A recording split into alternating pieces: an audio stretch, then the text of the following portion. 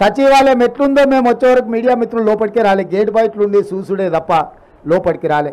ఇవాళ స్వేచ్ఛగా మమ్మల్ని కూడా పోనీలా, సీతక్క పోతే పోలీసులు పట్టుకపోయారు, నేను పోతే పోలీసులు పట్టుకపోయారు. మా సంగతి కాదు, పోనీ మిమ్మల్ని ఇచ్చిరాటే మీకు కూడా అవకాశం రాలే. కానీ ఇవాళ అన్ని చేంబర్లు మీరు తిరిగే పరిస్థితి వచ్చింది. స్వేచ్ఛ అనేది ఈరోజు తెలంగాణ సమాజానికి కాంగ్రెస్ పార్టీ ఇచ్చింది. ఇక సంక్షేమం అభివృద్ధి కార్యక్రమాలు నిరంతరం తప్పకుండా వాటి అన్నిటిని కూడా కొనసాగిస్తాము. ఏ సమ్మక్క సారలమ్మ ఆశీర్వాదంతో ఈరోజు పేదల ప్రభుత్వం ప్రజాప్రభుత్వం వచ్చిందో తప్పకుండా పేదల ఆకాంక్షలను నెరవేర్చడానికి రాష్ట్రంలో మేము మాట ఇచ్చిన 6 గ్యారెంటీలను అదేవిధంగా మేము చేస్తామన్న అభివృద్ధి కార్యక్రమాలను ముందుకు తీసుకెళ్తాము. మీ అందరి సహకారం ఉండాలి. ఈ ప్రాంతాన్ని అత్యధికంగా నిధులతో జాతర వచ్చినప్పుడే అభివృద్ధి కాదు, జాతర కోసం నిరంతరం ఇక్కడ జరగాల్సిన అభివృద్ధిని కూడా స్వయంగా నేనే పర్యవేక్షించి మా ఇద్దరు సోదరిమణుల నేతృత్వంలో ఈ ప్రాంతాన్ని అభివృద్ధి చేసే బాధ్యత కూడా మేము తీసుకుంటాం. అదేవిధంగా మీకు కూడా 10 ఏళ్ళు మోసం జరిగింది మీడియా మిత్రులకు. మీ సమస్యలు కూడా తొందరలోనే ప్రెస్ అకాడమీ చైర్మన్ తొందరలోనే నియమించబోతున్నాం. వారి ద్వారా మీ సమస్యలన్నిటిని కూడా వివిధ సంఘాలతోటి మీతో చర్చించి మీ సమస్యల్ని పరిష్కరించే బాధ్యత మా ప్రభుత్వం తీసుకుంటుంది. ఇంకా 100 రోజులు కూడా కాలేదు, మేము వచ్చి 10 సంవత్సరాలు ఓపిక పట్టినరు. తొందరలోనే మీ సమస్యల్ని పరిష్కరించే బాధ్యత మేము తీసుకుంటాం. ఈ ప్రభుత్వం మీది, దీన్ని కాపాడుకునే బాధ్యత కూడా మీదే. తేవడంతోనే మీ బాధ్యత తీరలే, కుట్రలను కుతంత్రాలను తిప్పికొట్టడానికి కూడా మీ సహకారం ఉండాలి. ఈరోజు వెనకంగా అక్కడంగా ఇక్కడంగా ఇద్దరు పొద్దుటిపూట ఒకటి మాట్లాడుతారు, చీకటి ఇంకోటి మాట్లాడుకుంటారు. వాళ్ళిద్దరి మధ్యలో ఉన్న సమన్వయం మీకు అర్థమయ్యే ఉంటుంది. 7 సీట్లు కేసీఆర్కు, 10 సీట్లు బీజేపీకి అని మాట్లాడుకొని ఏదైతే ఎన్నికలకు రాబోతుందో రాబోయే పార్లమెంట్ ఎన్నికలలో వీళ్ళిద్దరి చీకటి ఒప్పందాన్ని కూడా తిప్పికొట్టే బాధ్యత మీడియా మిత్రుల మీద ఉన్నది. తప్పకుండా ఈ ప్రభుత్వం మీది, మీ సమస్యలను కూడా పరిష్కరిస్తామని చెప్పి మీడియా మిత్రులకు తెలియజేస్తూ సెలవు తీసుకుంటున్నాను.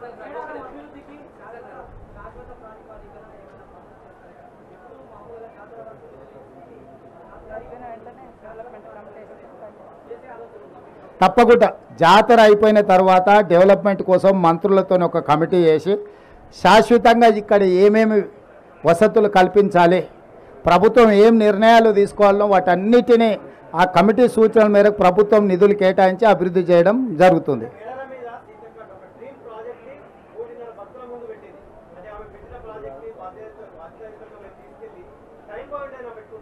డెఫినెట్గా మంత్రులతో ఒక కమిటీ ఏర్పాటు చేసి సీతక్క ఆలోచనలు, భక్తుల ఆలోచనలు, ఇంకా నిపుణుల ఆలోచనలను కూడా పరిగణలోకి తీసుకొని గిరిజన సంఘాలు, ఆదివాసీ సంఘాలు కూడా ఉన్నాయి. వాళ్ళకు కొన్ని ఇక్కడ ఏది పడితే అది అభివృద్ధి చేయడానికి వాళ్ళ సాంప్రదాయం ప్రకారమే మనం ఇక్కడ అభివృద్ధి కార్యక్రమాలు చేపట్టాలి. వాళ్ళ సాంప్రదాయానికి భంగం కలిగే విధంగా మనం అభివృద్ధి చేయడానికి వీల్లేదు. ఆ సాంప్రదాయాలను దృష్టిలో పెట్టుకొని తప్పకుండా వాళ్ళకు కావలసినట్టుగా శాశ్వతమైన అభివృద్ధిని చేసే బాధ్యత మా ప్రభుత్వం తీసుకుంటుంది.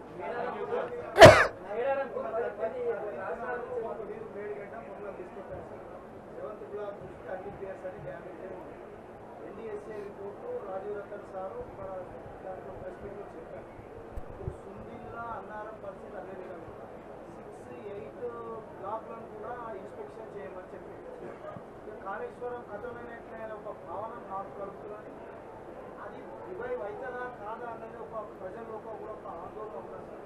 ఈ నేపథ్యంలో తెలంగాణ ప్రభుత్వం మన ప్రభుత్వం గోదావరి మీద ప్రత్యామ్నాయంగా ఏదైనా ప్రాజెక్టు గురించి ఆలోచిస్తున్నారు అంటే ఒకటి ఇక్కడ మీరు అర్థం చేసుకోవాల్సింది, మనం చూసి ఒక అంచనాకు వచ్చినాం, కానీ నిపుణుల నివేదిక లేకుండా మనము నిర్ణయాలు తీసుకోలేము.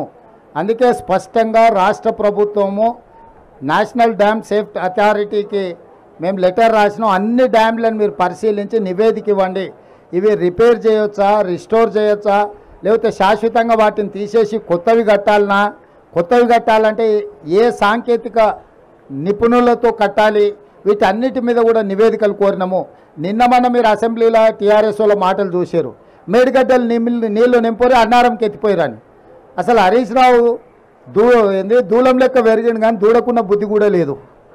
ఇప్పుడు అన్నారం బొక్కవాడు అన్నారం నుంచి నీళ్ళు వచ్చి ఇది కొట్టుకపోతుంది మేడిగడ్డ, మళ్ళా మేడిగడ్డ నుంచి అయితే అన్నారంలో పోయింది అంటుండు. అన్నారంలో ఉన్న నీళ్ళే దానికి మొత్తం లీకేజీలు వచ్చి అది కూలిపోయేటట్టుందని దాంట్లో ఉన్న నీళ్ళు కిందికి వదిలాం. వాళ్ళు మన అసెంబ్లీలో చేసిన వాదన మొత్తం చూడండి. నేను అందుకే చెప్తున్నా, దూలం లెక్క వెరితే సరిపోదు, దూడకున్న బుద్ధాన్ని ఉండాలి అని హరీష్ రావుకి చెప్పదలుచుకున్నా. ఈ మేడిగడ్డ కూలింది అని మేడిగడ్డల నీళ్లు తీసేసినాం. ఇప్పుడు అన్నారం కూలేటట్టు ఉందని అన్నారంలో ఉన్న నీళ్ళు తొలగిస్తే మళ్ళీ మేడిగడ్డ లాపంటే ఎత్తి అన్నారంలో పోయాలంట. అసలు ఏమన్నా మెదడు ఉండే ఆలోచన? అందుకే వాళ్ళు ఏందనంటే చేసిన తప్పులను కప్పిపుచ్చుకోవడానికి ఎదురుదాడే ఒక మంచి విధానం అన్నట్టుగా వాళ్ళు ఒక ఆలోచన చేస్తున్నారు. కాబట్టి ఇప్పుడు స్పష్టంగా నిపుణుల నివేదికలు వచ్చిన తర్వాత మీరు చెప్తున్న ప్రతి అంశాన్ని పరిగణలోకి తీసుకుంటాం. ఏదేమైనా మహారాష్ట్ర ప్రభుత్వాన్ని ఒప్పించి తుమ్మిడిహెట్టి దగ్గర పాత ఒరిజినల్గా ఏదైతే డిజైన్ చేసినామో ఆ రోజు అక్కడ అది నిర్మించడం ద్వారా గ్రావిటీ ద్వారా ఎన్ని ఎకరాలకు నీళ్ళు ఇవ్వగలుగుతాం, వాటిని కూడా మా సాగునీటి నిపుణులు ఈరోజు అంచనాలు వేస్తున్నారు. తప్పకుండా వాటి అన్నిటిని దృష్టిలో పెట్టుకొని చేస్తాము. గోదావరి జలాలను పూర్తి స్థాయిలో ఉత్తర తెలంగాణకే కాదు, అవసరమైతే దక్షిణ తెలంగాణ ప్రాంతానికి కూడా నీళ్ళను వినియోగించుకోవడానికి కార్యాచరణ చేపడతాము. మేము హడావిడి చేయము, అపర మేధావులం అని మేము చెప్పుకోము. 80,000 పుస్తకాలు చదివినామని అసలే చెప్పం. ఎందుకంటే ఎవరు చేయాల్సిన పని వాళ్ళే చేయాలి. మీకు తెలుసు కదా, దోపిక కదా నాకు గరక నాకు ఘాట్కా అని. గాడిద చేయాల్సిన పని గాడిద చేయాలి, కుక్క చేయాల్సిన పని కుక్క చేయాలి. కుక్క పని గాడిద చేసింది అనుకోండి నడ్డి ఉడుగుతుంది. పరిపాలన చేయాల్సింది మనం. నిపుణులు ఇచ్చిన నివేదికల ప్రకారం మనం పరిపాలన చేయాలి. మనమే నిపుణులు అనుకొని అపరమేధావులం అనుకొని చెప్తే మేడిగడ్డలాగా అవుతుంది కథ. కాబట్టి కొంత ఆలస్యమైన దాన్ని పక్కడబందీగా చేయాలనేది మా ఆలోచన. తప్పకుండా ఆ ప్రాంతం నుంచి వచ్చిన మంత్రివర్యులు శ్రీధర్ బాబు గారు ఉన్నారు.